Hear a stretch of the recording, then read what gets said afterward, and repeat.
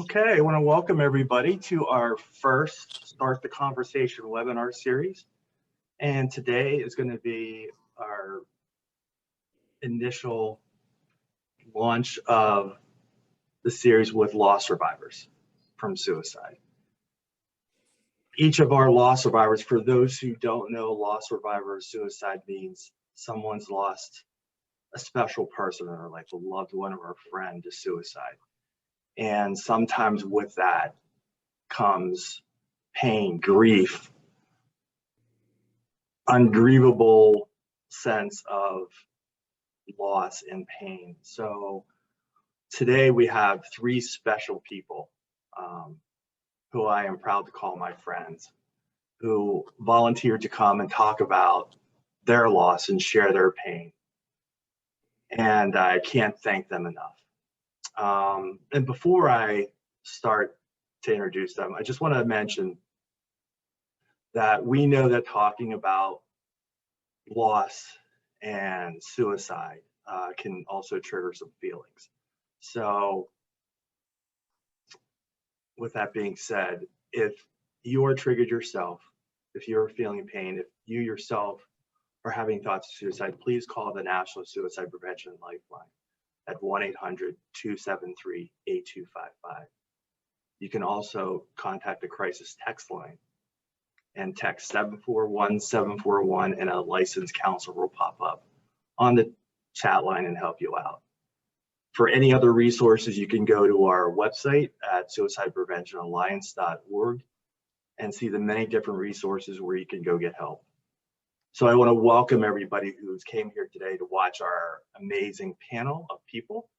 And before we get started, I want to mention we have two of our board members that are on today. Amanda Hammock, who's going to be our moderator. Hi, Amanda. You want to say hi? Hello, good morning to everyone. And I want to introduce Anastasia Zaccaro, and she has a quick little statement for everybody as she introduces herself. Good morning, everyone, and welcome. I'd like to welcome all of you to our inaugural webinar series. It's going to be a series of very important and powerful conversations, as Govan mentioned. I am the chair of development for Suicide Prevention Alliance, and I'm sure many of you are following the news. Today also marks the 1-year, anniversary that the World Health Organization declared the coronavirus an epidemic. A myriad of challenges has presented itself to all of us, and to many, the isolation has proven to be truly challenging.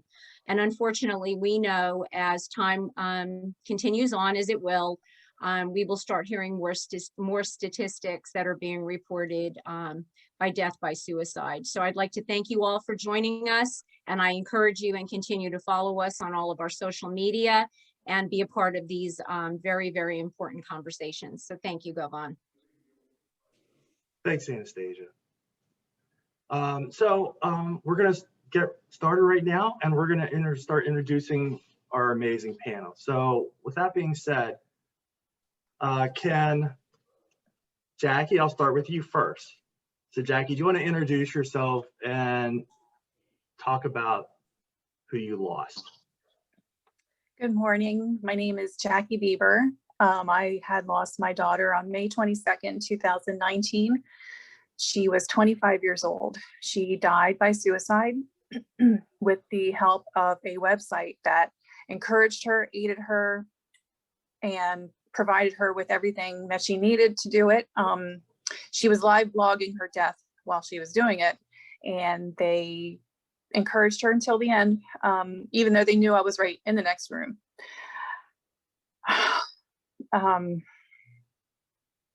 It's been a really hard 2 years.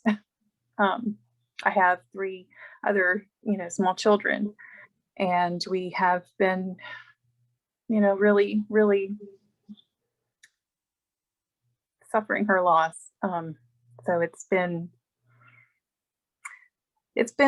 our lives have been turned upside down, sideways, and just, fighting for her ever since, pretty much. yeah, not a day goes by that I don't think about her. I wake up, think of her, I go to bed, and I'm still thinking of her. Her and I were very close, and I don't know, it's really, really hard living without her. So I'm going to fight for her and so many other people out there like her, that I just don't want them to feel that there is no hope like she did. And that's pretty much my mission, I think, now without her, is to fight for her and people, that feel there is no hope, that death is the only answer, because that's when she felt there was nothing left but death. And of course, these predators that, were assisting her, and preying on her. I just don't want another family to go through this. And unfortunately, there still are. But yeah, just continuing the battle every day. Well, Jackie, I know you have a big fan club in the sense that we're all in this mission with you. So we are so happy that, that you've come aboard here today. And I'm so sorry for what happened to Sean. But with the people on the webinar today and the people that will be watching later on, and I've been with you probably since a few months after this happened. So we're going to fight together to get that website shut down, and we're going to talk more about what's called Sean's Law in a little bit later on. Yeah. So thanks for sharing. Thank you. Lisa, why don't you introduce yourself and talk about, just say who you lost. My name is Lisa Viscardo. I lost my brother Mike to suicide on May 29th of 2019. He struggled with mental health issues for most of his life. He first attempted at the age of 16. Thanks, Lisa. And I'm so sorry for your loss too. And Lisa can tell later how we met, and because each one of this panel here, we all have this amazing bond. And but before I talk about that, I want to have Michelle Youngkin introduce herself. Good morning. I lost my 19-year-old cousin, Chile, to a bridge suicide on September 2nd, 2020. Prior to my loss, I had been working in suicide prevention for a few years, actually. It's something that's always been important to me after having lost some classmates and some friends throughout my lifetime. And this is the first time I'm talking about it publicly, so I'm a little nervous, but I had been working in suicide prevention, and I live in an area where we have a bridge that has become a site for suicides over the years. And I was working with a group that, had started really lobbying PennDOT lawmakers to try to put fencing on that bridge to stop suicides.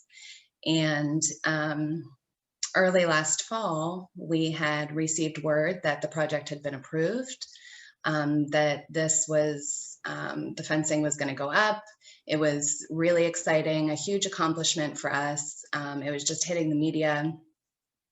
And as one of the individuals leading the Somerset County Task Force, we were really gearing up for September and Suicide Prevention Month. So there was just all of this big stuff occurring, and things that we were feeling very accomplished about. And then September 2nd, I lost my cousin by the very method that I was fighting so hard for so many years.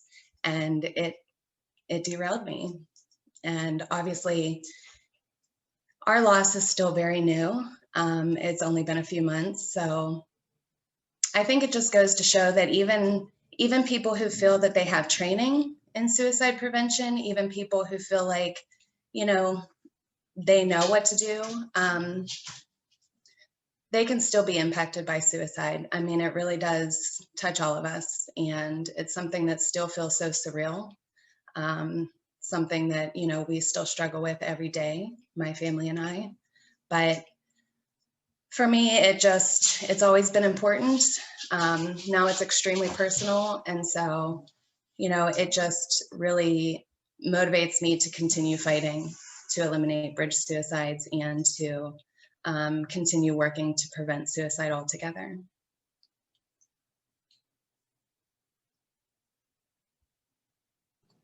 Michelle, thank you so much for sharing. As I'm listening to your stories, it so devastates me as I can see your faces and I hear your voices. And because, you know, as I've told each of you when I first met you, that we're in the club that no one wants to belong to.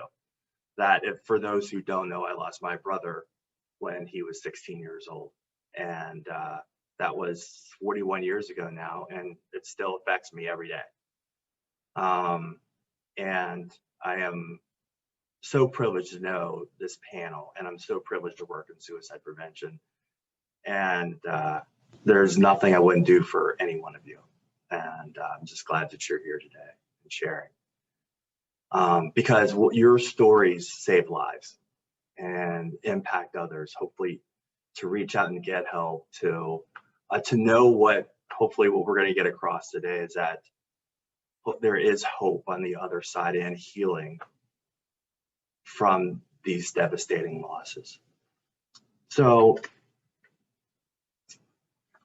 and let's see, I'm going to read the next question. So, before your loved one passed, were there any signs or anything that you saw that they were going through prior to their suicide? That looking back now, and the worst part is it's always in hindsight, that you saw that stood out to you after your loss happened. And I'm just gonna, how about Lisa, how about if you start? There were actually two things that I noticed that were going on with my brother. The first was I noticed that he started getting a little bit more paranoid about things that were happening around home, and he didn't want to go out as much. And I just didn't want to say anything because I didn't want to upset my mom or make her worry. And the other thing that I noticed was I went up to visit my mom about 8 months prior to my brother's death. And he and I were having all these heart-to-heart conversations. And I thought it was a sign that we were becoming, you know, real brother and sister, that we were on the same page, that we were, you know, really our relationship was repaired. We were in such a good place, and everything was just moving forward and clicking the way it should. In hindsight, I realized that I was the first person that he set everything right with. And I'm sad that I missed out on so much because he left so soon. Well, I'm so sorry for that, and I know that, you know, in asking that question, you know, we all know that we would have done something, you know, if the blatant signs were there. If they would have told us that I want to kill myself, we all would have done something. So so thanks for sharing, Lisa. Michelle, were there any signs that you were aware of or that you saw in hindsight? Well, I think, you know, what made this even more challenging was that we were in the midst of a pandemic. So, you know, in the past year, I think everybody was feeling pretty isolated, and you weren't seeing your family like you typically would. You weren't gathering as you typically would. So I really didn't see any signs that she was struggling. In my last conversations with her through messaging, we had very positive conversations. I do know that, you know, she had expressed some struggle to others. I don't think anyone thought that she was, you know, thinking about suicide. And I know that those who spoke with her more recently, you know, did everything they could to, you know, let them know that they were there for her if she needed to talk or anything like that. But I don't think anyone realized how badly she was struggling. But personally, I did not see any signs. Thanks, Michelle. Jackie, what about you? Did you see any signs in Sean? Sean had struggled for a few years with her mental health. So I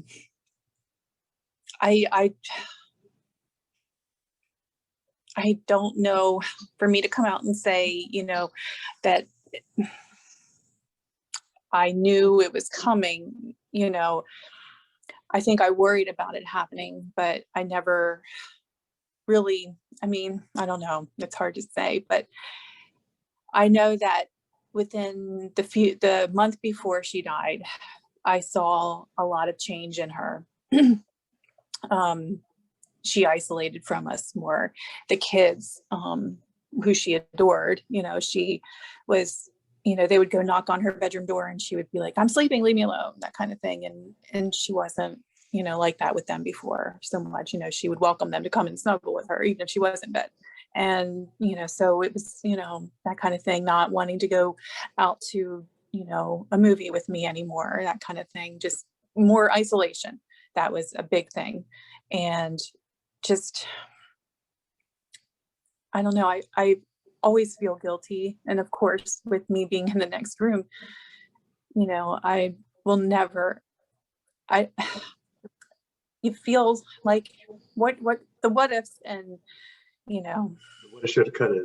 yeah, that will always be there for me. I'll always.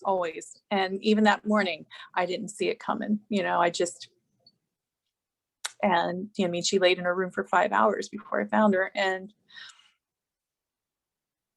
yeah, I just didn't see it coming. Well, that leads us right into the next question, Jackie, and we'll just keep you there. So with you, so in the immediate aftermath and the days that followed Sean's loss, you know, how were you feeling? What you know, where were you? What kind of emotions were you going through? And I mean, it sounds like, well, what do you think? But everybody goes through a lot of different emotions going through this. But was there one or two that was your primary emotion that happened to you? You know, when I found her, I had no idea how she died, because we didn't find any self-harm. We didn't find any indication of how she died until we found the chemical, until we found the messages on her phone. And it was shock that she had died. And at first I thought, you know, was it an aneurysm, heart attack? And I was in my heart, I was hoping that's what it was. And then when I found the chemical, I didn't know what it was. And then when we found the phone, then we were, you know, we knew what it was. We knew it was suicide. And then just to know that people were talking to her and looking at the website, just the most horrifying feeling. Just, I can't, it was just the darkest, disgusting, evil feeling, just looking at it. And it just still to this day, like I mean, because I'm always on that website looking, and, you know, not as much as I was, but, you know, because law enforcement hasn't really been doing much with it. We still have to go on and take screenshots and investigate, and we're still keeping records of everything. People are still dying every day. But I mean, it's just, and people still ask me how are they still going? How are they still allowed to be running? How is this legal? And, you know, they hide behind the free speech, but I just, I mean, I don't know. I'm still, I think today I'm still in shock. You know, I lost my little girl. I'm just, I don't know. There's so many emotions that every day that I deal with: the loss, the pain, the sadness, the anger, just the how, some days how could she do this, and so many emotions at once. It's just a lot. I'm so sorry. Lisa, what about you? What were some of those primary emotions that you were going through? I think for me, the biggest one was just I was completely catatonic for about a week. I just couldn't really speak. I remember taking a flight from Philadelphia to Albany to go home. And I was literally on the plane. I don't remember anything except looking out the window at the clouds and just thinking, okay, I'm here with you.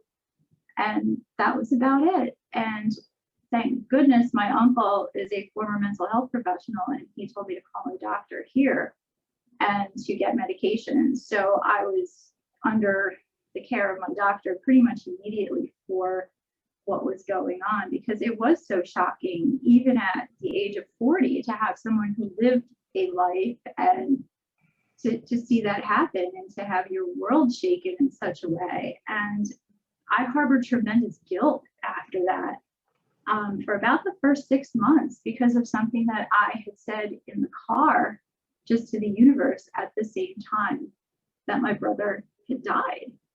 And it took me visiting a very dear friend of mine to find redemption from the thing that I said and to have that guilt released. And I've actually written an essay that Gabriel Nathan published in December about my grief journey. And ironically, one of the last things my brother did was his laundry before he died. And I was packing to go home to celebrate the first anniversary with my mother, to commemorate the first anniversary, I should say, with my mother. And I was doing my own laundry, and I completely broke down. And I wrote this essay about what that first year was like. And it was very likened to all the cycles of the washing machine. And it really helped a lot to deal with all of that grief. But it also helped me to process it at the same time. Thanks, Lisa. Maybe we can share that on our website later on if you want to send Sure. that. So thank you. Michelle, how about you? What were those, first hours, days like for you? And how would you describe your emotions going through that? Yeah, period? so many emotions. I mean, it's truly a roller coaster. I feel like, you just go through so many waves. Initially, complete shock. Couldn't believe it.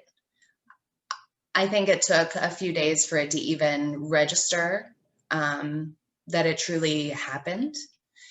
And a lot of guilt initially, a lot of guilt.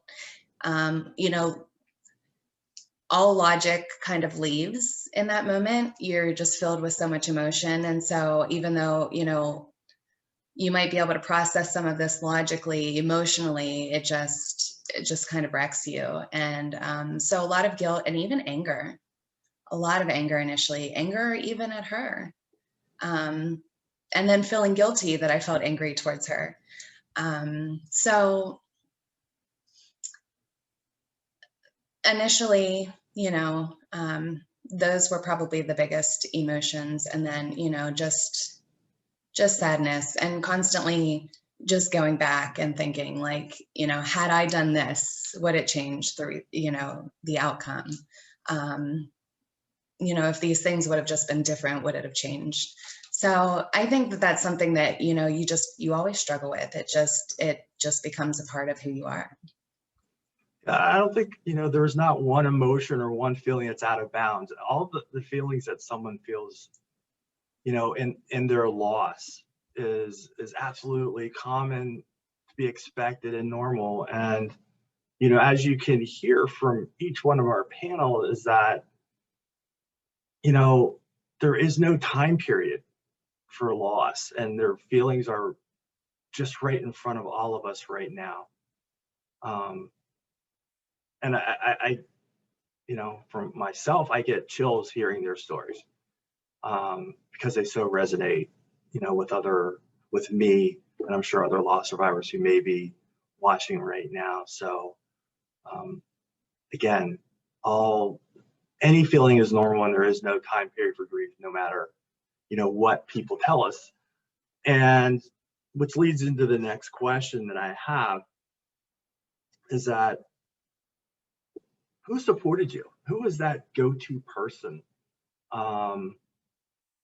And how did they support you? What did you need, and what did you want at that time when this happened? And Michelle, just start with you. Well, I think that one thing that was really a blessing for me at that time was that because I had been working in suicide prevention for some time, and you know, I had made relationships with a lot of other loss survivors, and people who were just really passionate about suicide prevention. Those people were really my saving grace at that time, because they knew what I was going through. Govian, you were, you know, a huge support to me at that time. I think you called me almost daily to check in. And so other loss survivors really helped me through that. And of course, you know, some of my close friends and family members were obviously a big, huge support at that time too. Did they say anything that was helpful, or was it just that they were there to listen? What were some of those important things that you felt comforted by? Obviously other loss survivors, but was there, you know, anything that they did that was that you needed at the time? Yeah, I mean, I think just the fact that they were willing to listen, you know,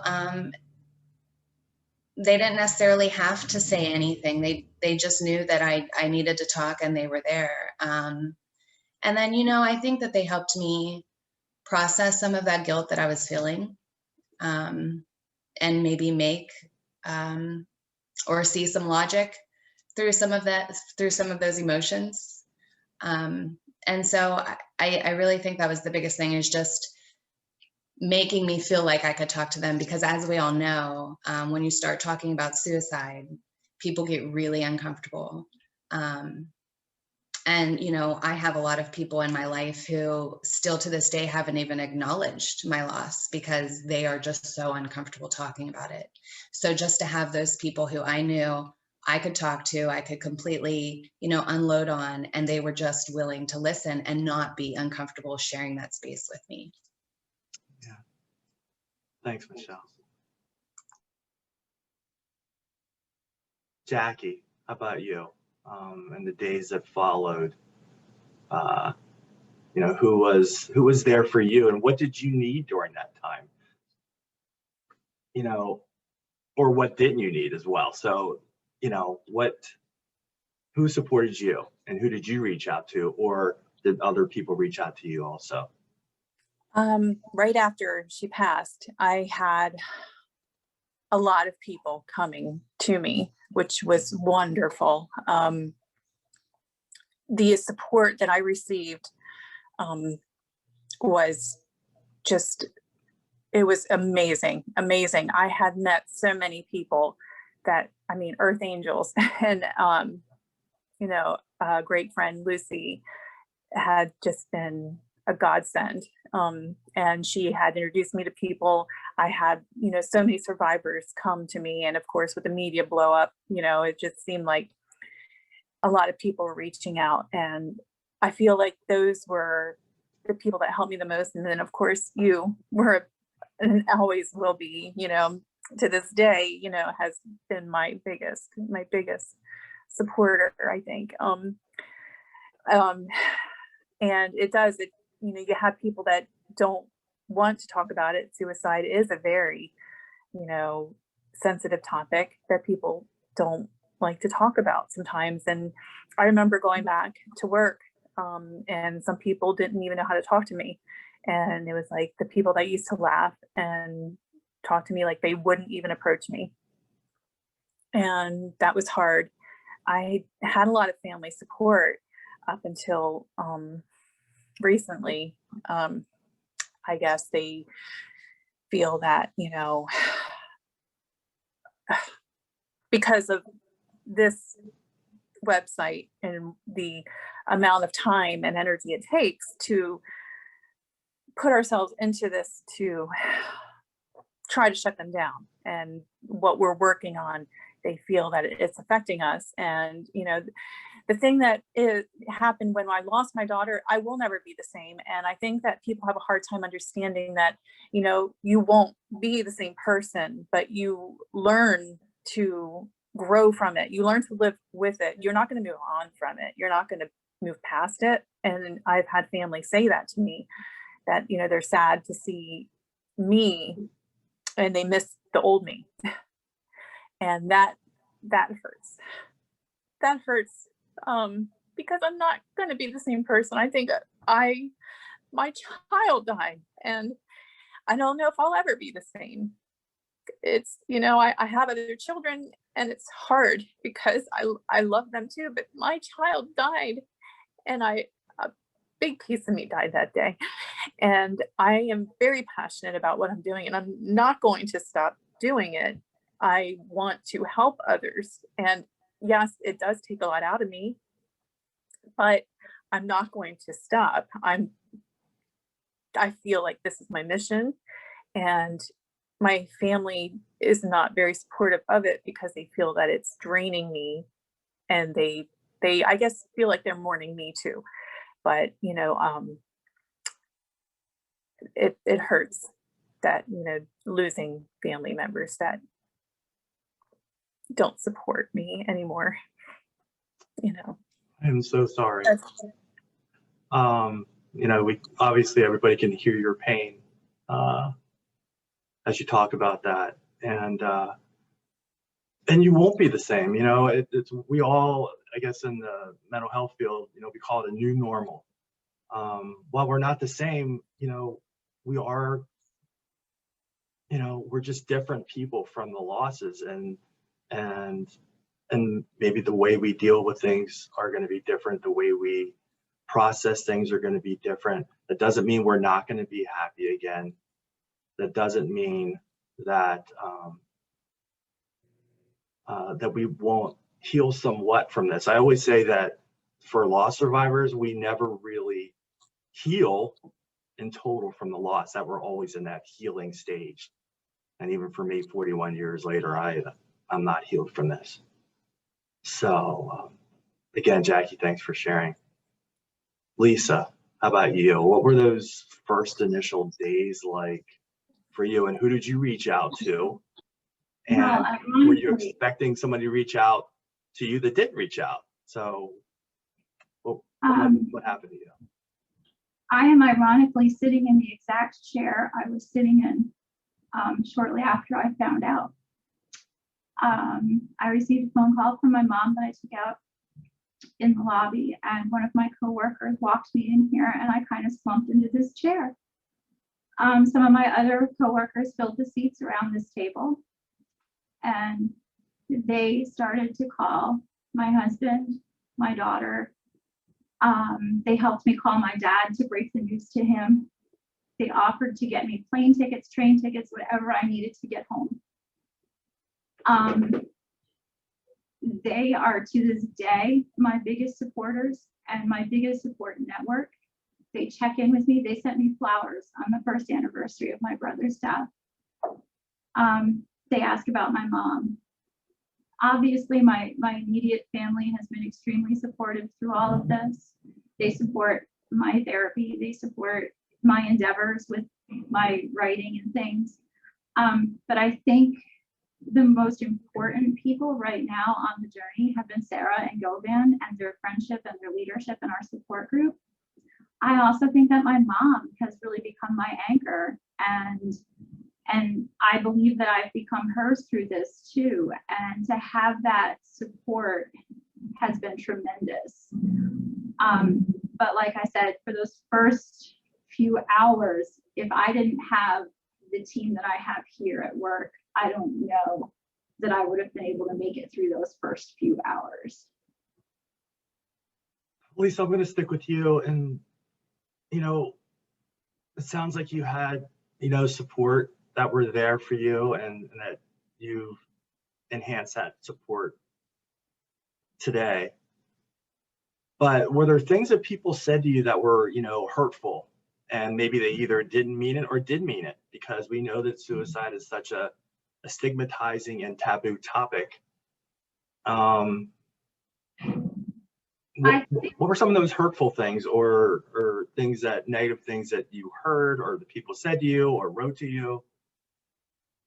I think the most hurtful one, and it continues to this day, is that when someone says they believe that that person did the most selfish thing possible, and that just really just breaks my heart, because I know in my heart of hearts that he wasn't being selfish. He just thought he had no other way out.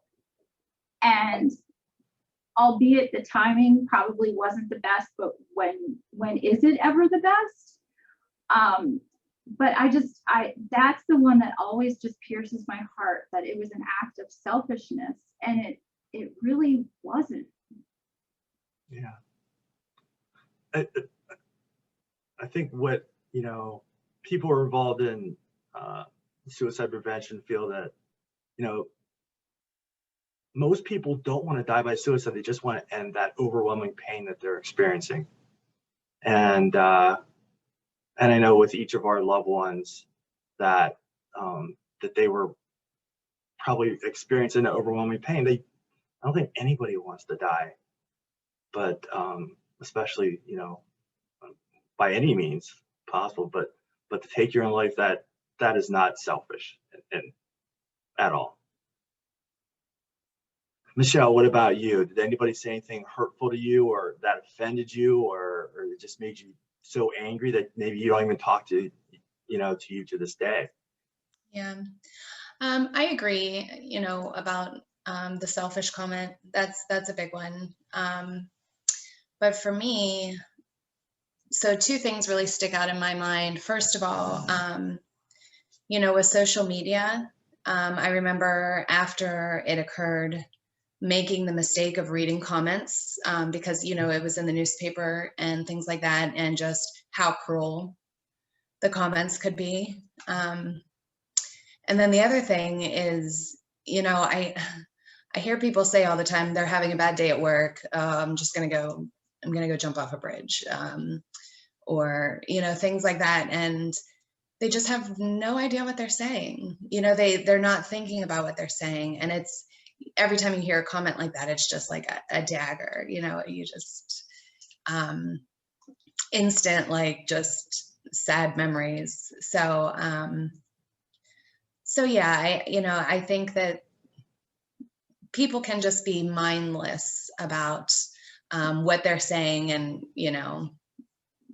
how that makes other people feel, or who's standing next to them who may have been severely impacted by something like that. And read it in the media, social media, or, in newspapers, that, in print, makes it that much harder. And words do hurt, as however they come out. Jackie, you told me that, or told us that, you've experienced your family kind of, I think, being concerned about you, but, and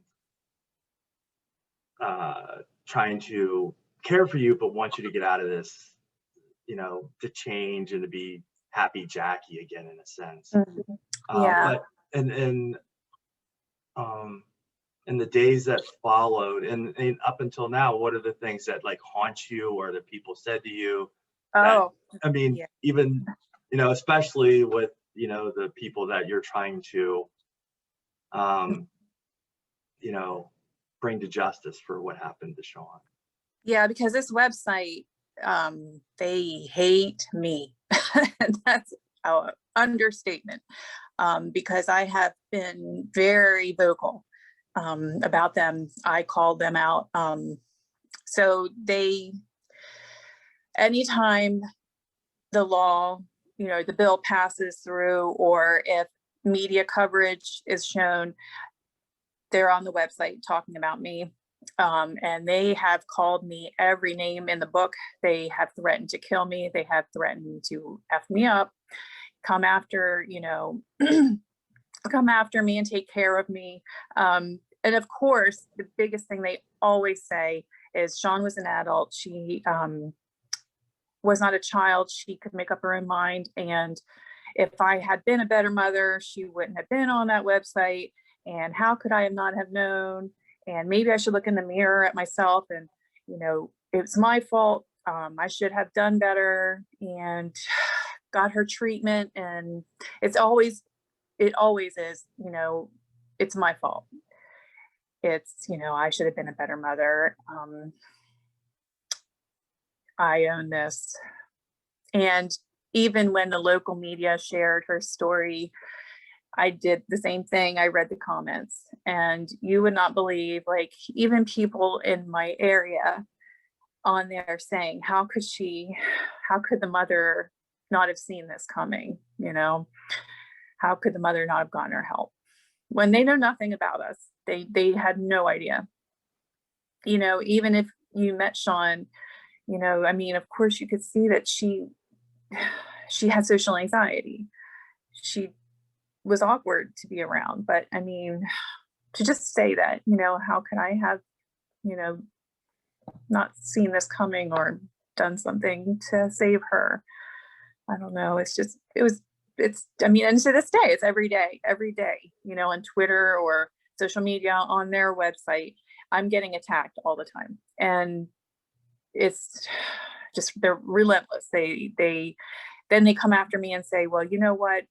We were on your website or your Facebook account, and we saw that you support this and this. And how could you be a Second Amendment supporter and advocate for suicide prevention? We're contacting every organization, and no one will ever want to work with you ever again. And it's just harassment all the time. But it's very hurtful that, things that they say that, I'm kind of getting used to it by now, because it's been almost 2 years, but it's just sad, and like I said, and what's even worse is, all those hurtful things that they have said to me, the things that my family has said to me recently, has hurt me even worse.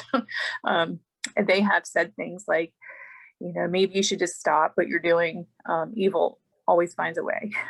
And suicide is always going to be around. It's been around since before Jesus. There's nothing you can do. You can't save everybody. And I remember someone else in my family told me, because I'm trying to stop the sale of chemicals that, like, my daughter took. And there's no way that this product should be sold to anybody.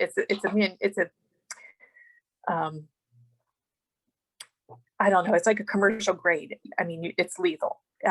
So a kid shouldn't be able to buy it. And I'm trying to get companies to stop selling it, or get at least provide, get a license to buy it. And a family member said to me, what are you going to do? You're going to get them to stop selling rope too, Just, I don't know, that I think out of everything that I've been through the past 2 years, those things that were said to me by my family hurt me more than anything any evil predator has ever said to me. Well, we have your back, and you will never be alone, because we're always here with you. Always. Lisa, how about you? What were the hurtful things that maybe someone would have said to you? Oh, man, I think I went first. Oh, I'm sorry. You did. Question. No, that's fine. Well, I'm going to stick with you, Lisa. So Okay. what, did you seek any help? Obviously you're in a support group right now, but how long did it take you to get to that support group? Or did you go to a mental health professional to get help after losing Mike? I think it was about 90 days after that I found the support group. And then it was after the holidays in 2019 that I found a therapist, because I was just really, really lost and really struggling. And I just remember going through the holiday season, and it just completely just wrecked me. And I was sleeping on my living room floor some nights just because I couldn't bear to go upstairs and just cry all night. And it was just very difficult. And when that happens, you kind of realize that something needs to change before you become the next person who follows in those footsteps. And that's where I was at come January of 2020, is I was at that point of either I saved myself so my mother doesn't have to go through this again, or I continue down this path of destruction, which I could not continue. So how did that help you getting that help? You said 90 days afterwards. How's that? Have you gone to the same mental health professional? Did you switch? And obviously you added support group. How has that helped you? The support group helped in the way that I was able to see Sarah, I was able to see you, Van, and so many other people in our group that were anywhere from, as fresh as myself to 5 years, 10 years, 40 years removed from the situation. And the fact that you all were still going inspired me and let me know that I could keep going too. It wasn't going to be easy, but I could keep going. I've been very fortunate in my selection of mental health professional, as I found out a few months ago that my mental health professional lost his sister to suicide as well. And when he revealed that to me, I was just like, oh my God, you really do get this, and you get me. And it was just such a tremendous relief to know that the person that I was sitting in that room with every week knew exactly where I was sitting.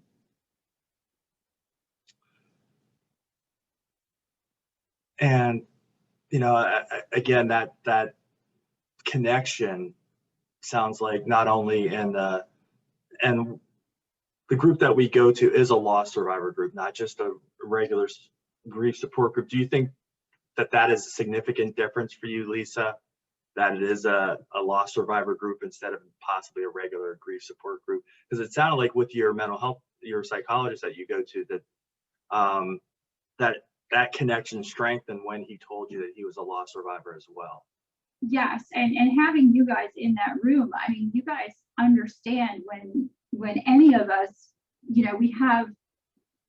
have that day where we're just not able to process so much because we have the thought of our loved one, or there's an anniversary and things get hard and you have anxiety around those dates, or even a birthday, or or we'll all check in with each other around our siblings or parents or child's birthday, just to say, hey, I'm remembering you today. How are you doing? And it means a lot to have that. And to even just have that person who knows exactly where you are is so comforting. Thanks, Lisa. Michelle, how about you? What did you go out and seek any professional help? Did you get involved in any survivor groups? What did you do that along the journey of your short journey in Chile? What was helpful to you? I didn't seek out any professional help. I felt like I had a lot of support through family and friends to kind of help me through that. But my biggest focus was arranging for professional support for, her sibling. left behind.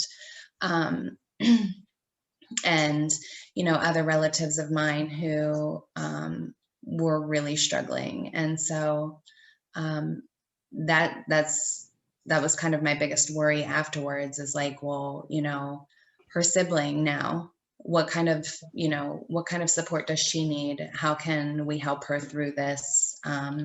Because she just lost her sibling, you know what I mean? Her best companion.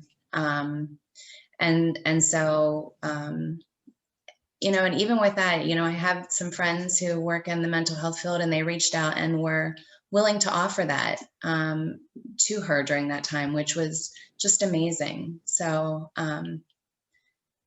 there were just a lot of really good people who really stepped in, I think, when my family and I needed them to help us through. Thanks, Michelle. How about you, Jackie? Who did you reach out to professionally, or did you get involved in any support groups? And I did. I reached out and did see a therapist. I've seen a few because, you know, one doesn't always, you know, work. So you keep trying if that doesn't work. And I have had EMDR therapy for the trauma. I was having a lot of problems with, you know, the flashbacks of finding her, of course. And so that's helped a lot. I did that. And I was going to, it was in Carlisle. It was like an art therapy. It wasn't so much like where you sit down and talk about you. It was cool because it was like it was a class, and it was an art class for survivors. So everyone kind of got together, you know, it was like once a month or whatever it was, or every 2 months, but you get together and work on a project. And then if you feel like talking, you can. It wasn't required to talk at all. But it was really nice because I really got to meet some really, really awesome people that, you know, and they were wonderful, wonderful people that I still keep in contact to, you know, with today. But, you know, we made project, like we made a mask, you know, and it was beautiful. And everyone got to do their own little piece, and you just kind of chit chat, you know, and learn more about each other and our losses. But I haven't really had like a support group yet. So I think one day I will, but you made an important point that, you know, that talking about trying different mental health professionals, that, you know, if something doesn't work, you want to get to somebody that's best for you. Yeah. So that's, you know, an important point for everybody, because sometimes you could have somebody give you, oh, this is the best of the best, but if it doesn't work for you, that's okay. Yeah. Right? Yeah. I've had a couple that I just they weren't fit. Yeah. They didn't fit right. So Yeah. Keep trying. And I like the one I have right now. So. Yeah. Well, I'm glad you like the one you have right now. So that's great. So, hey, everybody out in who's here today, we're getting close to the end of our webinar. So if you have any questions, either write them in the chat box and then we'll open it up a little bit later. So one of the last questions I have is, how have you guys turned this experience, tragic experience, into, if any way possible, into a positive one? What have you done, maybe either to honor who you lost, or how have you channeled your grief? Lisa. I think for me, the promise that I made to my brother about never letting his life be lived in vain and sharing his story resonates with me every morning. Like every morning when I wake up, that's one of the first things I think about is how I can live my life in the most authentically and honest way possible, because that's the way he lived his life. If he had something to say, he always said it. And the way he lived his life, he was authentic and just himself, and to boldly be yourself. And so every day I completely try to live boldly as myself. And the thing that I really realized is that without him, I wouldn't be who I am today. And the lessons that he taught me, especially in those last 8 months of his life, I will cherish forever. And he will always be my brother, and I will always be his sister. And because of that bond, he will always be alive as long as I am alive. And that has been the real piece of it for me, is to make sure that I am as authentic and as honest with everything in my life as I possibly can be. Thank you for sharing that, Jackie. And you've talked a lot about what you've done, but what's been, I guess, life-changing, positive in the midst of all this that you've gone through? If there is a positive in any of this. Yeah, because there has to be something good that comes out of this. And I just never want another family to go through this, nor do I want another person to feel like Sean did that day. I don't ever want her to turn to a website that, they're going to encourage her to die. And for her that day to feel like that was that was the last thing that, she had left. That was her choice, death. And there was nowhere else to turn. I just don't want anyone else to feel that way. So I have been actively working on trying to, one, shut this website down, and working with other mothers to do that. We're trying to get Section 230 amended to get this website shut down. And we've been trying to, work with Senator Graham, Wicker, Hawley. We're trying to get them to shut this down. Google has kicked them off, Epic has dropped them, and we're making some progress. And also we're introducing Sean's Law, which is a bill that's passing right now in the House. And Senator Don Kiefer is the sponsor on that.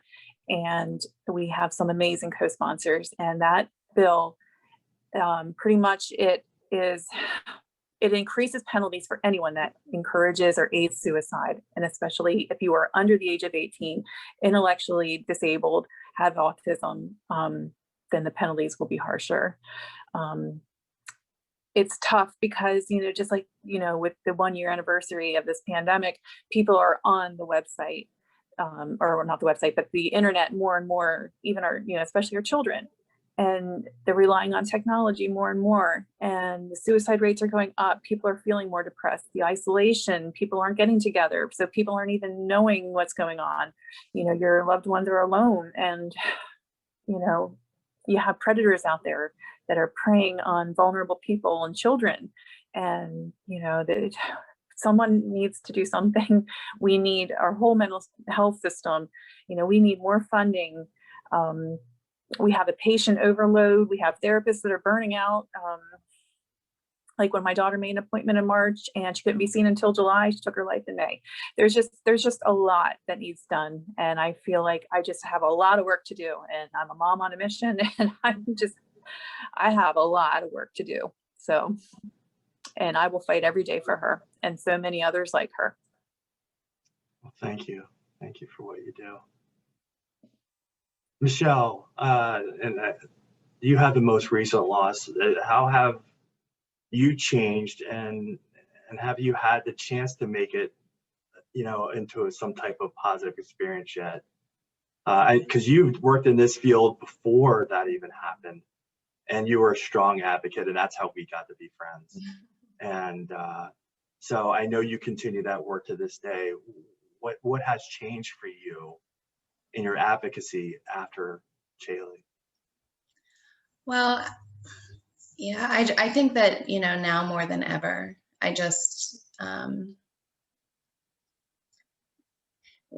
it's just so important to keep fighting the good fight, you know, and looking for tangible ways to prevent suicide, and understanding that, you know,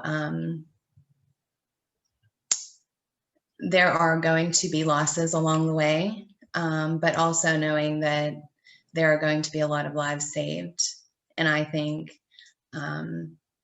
that's something really special to do, you know, in honor of my loss. And I think the other thing it just makes me realize is how important it is to just be kind. Like, go out of your way to just be kind, because you have no idea what is going on inside of someone. So if you can offer, you know, a little bit of kindness, you know, just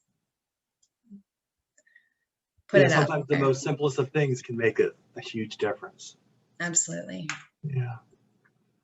So I'm gonna start with the last question, and I'm gonna stick with you, Michelle. So if you had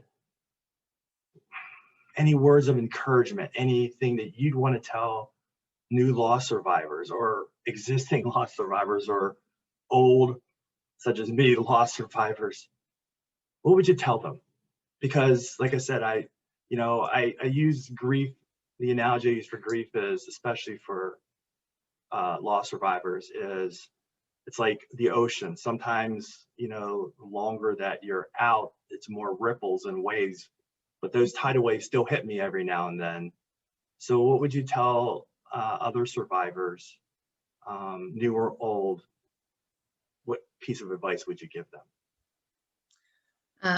It's not your fault.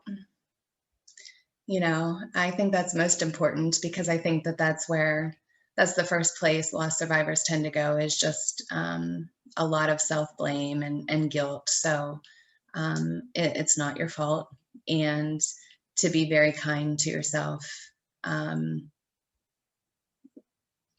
It's one day at a time. You know, it is something that becomes a part of who you are, but I think that I would tell them that they will find their people and, you know, just to let themselves feel all of it, and just be kind to themselves. Thanks. How about you, Lisa? What would you tell other loss survivors? I think that the thing that I either read or someone told me, and this is something that I've really started to practice, and it helps me pull the way out. I mean, other than the examples of everyone in our group, was that, you know, sometimes you just need to focus on that one thing or two things or three things that give you some sense of joy or peace or just a smile in a day. And that could be something as simple as you found the first spring flower when you were out for a walk. If that brought you a little bit of happiness, take note of that. And those little moments build on other little moments. And as they build, your confidence builds in the future as well. And so that's something that changes your mindset and gives you a goal every day to focus on. And I think the other thing is just patience and kindness to yourself. It's easy to be kind to others, but it's more difficult to be kind to yourself. Absolutely. Absolutely. That is the hardest part, I think, in my journey. Jackie, what about you? What would you say to others who have experienced someone loss? someone told me this, and I do this every day, but what do you do for you? And taking that time out for yourself every day, because I do juggle a lot with work and my kids and the website and attorneys and you know, lawmakers, and it's just a lot of stuff, and then grieving. And I just feel like sometimes I'm going to explode and I'm just burning out sometimes. And just emotionally, it's a lot. And it's exhausting. And, you know, taking that nap or reading a book or watching a movie, or I just recently started picking up my guitar again, and just taking even just a small portion of the day and just taking that time for you away from everything else. It does help a lot. It helps me keep my sanity, and it kind of grounds me a little bit. Nature helps a lot too. I'm trying to get back outside again, with it getting warmer, you know, nature is great. And of course, you know, being kind and forgiving yourself, you know, working on that. But you do find your tribe, that's for sure. Yeah. All this. Yeah. Thank you so much for sharing your stories. I want to open it up to any questions that anybody might have. Amanda, this is where you take over. So I put something in the chat there. I don't know if you were able to glance over at it. I want to thank Jackie, Lisa, and Michelle for sharing. I know these very intimate and personal stories.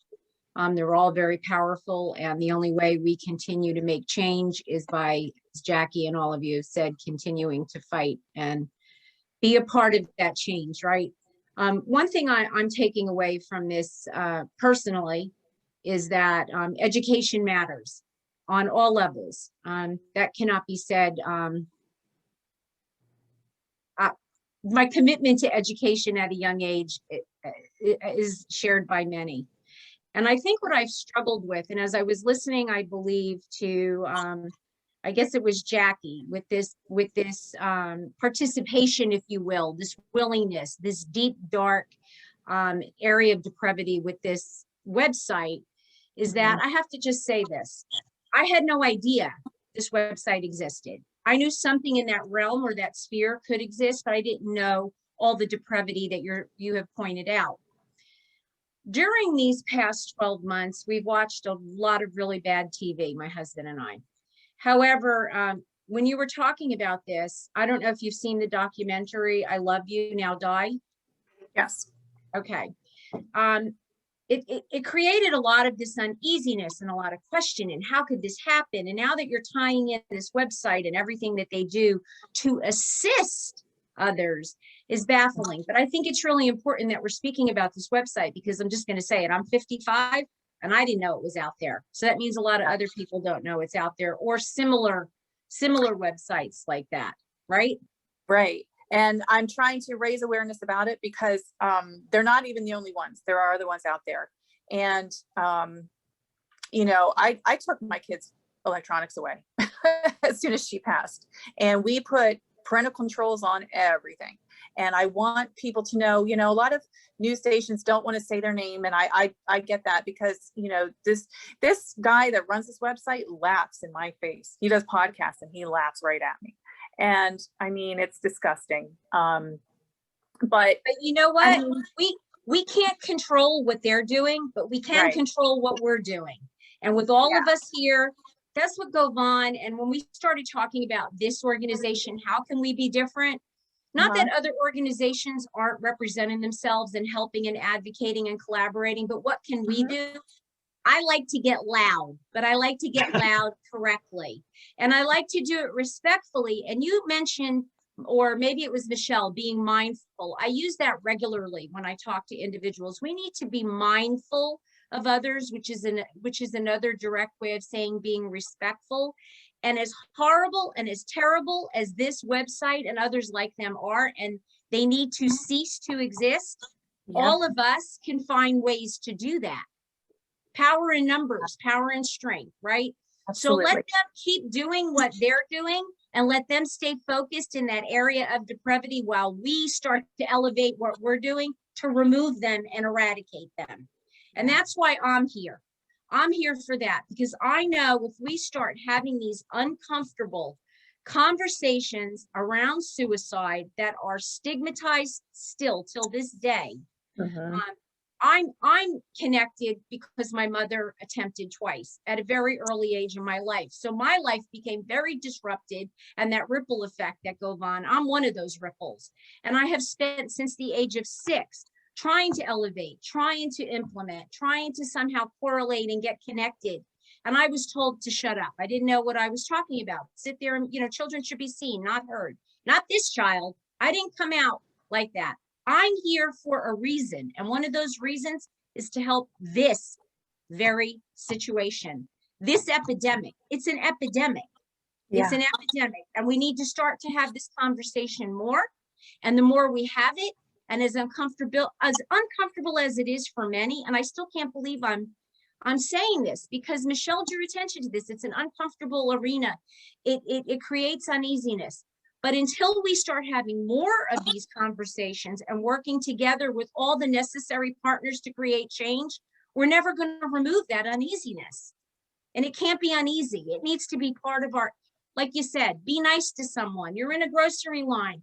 You say to someone, oh my God, you're wearing a fabulous outfit. She may look a little tired, a little tasked. That one little uplifting comment can change the entire trajectory of her thinking for the remainder of the day. Right. So I just have to say, I'm here to advocate, create that change. And I know if we get loud enough and we start connecting with these lawmakers, community partners, community leaders, I know that we can. But I just want to say, I have to say it out loud.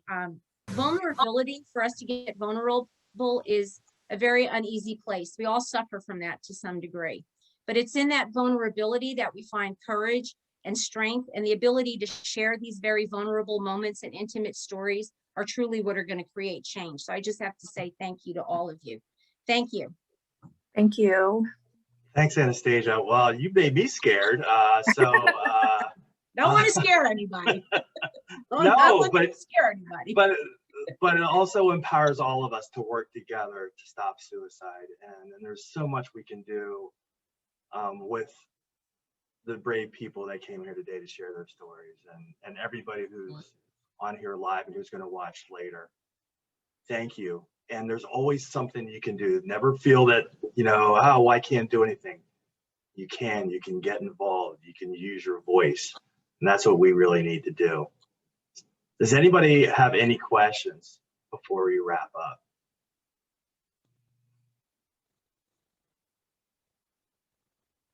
Okay, well, I see Anastasia wrote, we are connecting through hope, absolutely.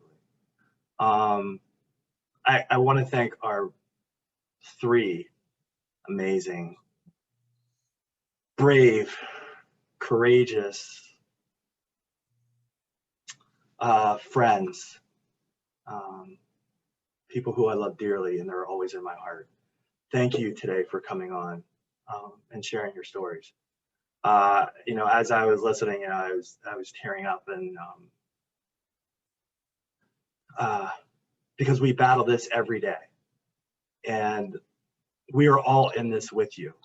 And this community that we're in, all you gotta do is reach out, and somebody will be there for you. But thank you for being on today. I love you, each and every one of you, and we hope to see you soon. And I don't have to say that. If you ever need me or us in the Alliance, please let us know what we can do for you to help you share your stories. So again, I encourage everybody who's watching today to use your voice. If you have any questions for Jackie, Lisa, and Michelle, you can write us at info@Suicide Prevention Alliance, and we'll get back to you, and I'll ask those questions, and I can pass along those questions to them. So thank you, everybody. Hope to see you soon. Our next webinar is on April 8th, and it's going to be again Thursday at 11 a.m. and that is going to be with attempt survivors of their own Amanda Hammock and a few other people. And did you want to say something, Anastasia, before we leave? I did. I just wanted to go back to a point on an opportunity that's coming up. We're going to be participating, Jackie, that art gallery that you spoke of in Carlisle. I would probably be I think it's the same probably group that we're working with in Carlisle for that event that we're going to be participating in, or similar. They should know one another in August, right? Well, Jovan? we're doing an art exhibit contest actually, and you could go to our website and apply if you are any budding artist. And Jackie, when she made her Oh, mask, maybe. Yeah, actually it was they the had, Warriors. yeah. So there was they made like a plaque of all the masks that were created and put that in the art exhibit. And that was amazing. Yeah, it was like the see Wall all of Warriors. Yeah, Yeah. survivors. Yeah. And Yeah. it was they expanded it to like abuse survivors as well.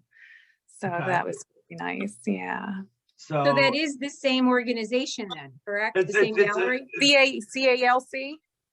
It's it wasn't, it's not the same one, but they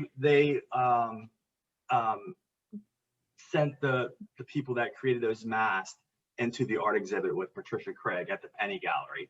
Okay, so they collaborate with one another. Okay, Yeah. perfect. Yeah. So again, I have problems drawing stick figures, so I will not be entering the art contest myself. However, I know I can honestly say I will be purchasing something, as I did. I purchased 2 last time. And so please, please, please, if you're creative or any way you want to get involved, reach out to us at info@suicidepreventionalliance.org. We'd be grateful and willing to see what you can do, because it does, I think a couple of you mentioned, it does take a village. It does take a community. It does take using our voices to make a difference. And we can't do, one organization or just a few people is not going to make a difference. If we all work together, then I'm telling you that we can make a dent in suicide, and we need each and every one of you to do that. So, well, I want to just say to Jackie's strength, also, while I was listening to you and while you were participating, I'm a big art buff. I went to art school, and I know one thing about art, any of the arts, right? It connects us. Some way we're all able to connect through the arts. And I found your story while you were telling that you were participating, but there wasn't a requirement of participation. Just participate at your own comfortable level. It sounded like it was very cathartic for you. Yeah. And catharsis is an amazing thing when it happens to us, right? When we find that it's what we least expect, just when we least expect it. And the arts have a really wonderful way of uplifting and uniting us all.